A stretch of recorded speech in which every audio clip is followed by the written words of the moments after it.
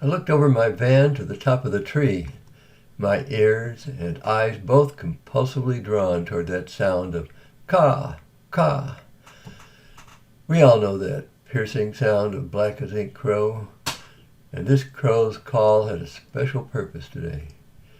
This crow's call was for me, demandingly making plain the bare awareness of the entire environment about me. Streets, neighbors' homes, trees, men on the roof across the way and down the block a bit. And yes, the crow too. And out of this bare awareness, I want to say that everything sparkled. But it wasn't a sparkling like that from a fireworks display. It was a freshness of each and every distinct object beheld. A freshness of seeing the striking distinctness of whatever happened to come into my vision. And sensing and knowing that this immaculate distinctness created a most perfect harmony.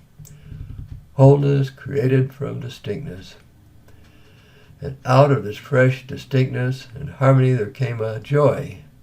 It was a sigh that says, I'm so happy just to be here. I'm so happy just to be alive. So I thanked the crow and went my way, knowing that I will not forget this crow for quite some time.